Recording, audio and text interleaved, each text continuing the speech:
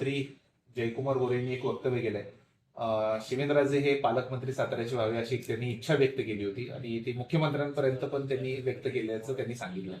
नाही, मी काय ऐकलं नाही. ग्रामीण विकास मंत्री यांचं काय वक्तव्य आहे ते ऐकतो, बघतो जरा काय बोलले ते.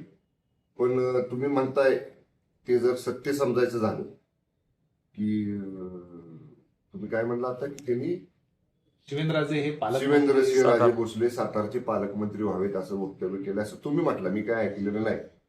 पालकमंत्री कुठल्या जिल्ह्याचा कोण असावा हा निर्णय घेण्याचा पूर्ण अधिकार माननीय मुख्यमंत्री आणि दोन्ही माननीय उपमुख्यमंत्र्यांचा आहे. आणि त्यामुळं तिघांनी मिळून त्यावेळी निर्णय घेतला आणि माझ्याकडे सातारा जिल्ह्याची जबाबदारी दिलेली आहे. आता हा निर्णय हे तिघ जणच घेणार आहेत, माननीय शिंदे साहेब, माननीय फडणवीस साहेब आणि माननीय सुनेत्रा वहिनी.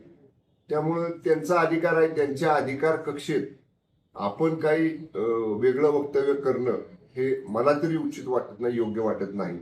त्यामुळे या बाबतीतला निर्णय हे तिघ जण घेतील आणि ते तिघ जो निर्णय घेतील तो आम्हाला मान्य असेल. पण हे जिल्हा परिषदेच्या अध्यक्षपदाच्या निवडीवेळी काही जो वाद झाला होता किंवा त्याच्या वेळीचं अजून देखील तुमच्या महायुतीमधला काय म्हणतात त्याच्या वादावर अजून पडदा पडलेला नाही असं वाटतं या सगळ्या वक्तव्यामुळे. माझ्यापुरतं म्हणाल तर जी काही चर्चा मला वाटतं त्याच्यानंतर लगेच अधिवेशन चालू होतं आणि अधिवेशनामध्ये माननीय फडणवीस साहेबांच्या अँटी चेंबरमध्ये साहेब, शिंदे साहेब, माननीय वहिनी, मी आणि माननीय मकरंद पाटील अशी आमची चर्चा झाली. आणि जी काही चर्चेमध्ये त्यावेळी ठरलं, ह्या गोष्टी काही अंतर्गत झालेल्या चर्चा उघड बोलायच्या नसतात. आणि त्यानंतर मी पाहिलं वाहिन्यांवर एकदा की माननीय मुख्यमंत्री महोदयांनी सुद्धा एका वाहिनीला मुलाखत देताना सांगितले की जे झालं ते झालं, त्याच्यावर आता पडदा पडलेला आहे आणि आम्ही महायुती म्हणून एकत्र इथून पुढे सगळेजण काम करणार आहोत. शेवटी आमच्या महायुतीचे हे तिघ जण प्रमुख आहेत, साहेब, फडणवीस साहेब आणि सुनेत्रा वहिनी.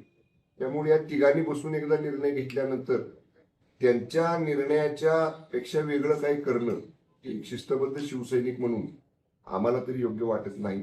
त्यामुळं त्या तिघांनी सांगितलेलं आहे की एकत्र काम करा, आपण महायुतीमध्ये आहोत.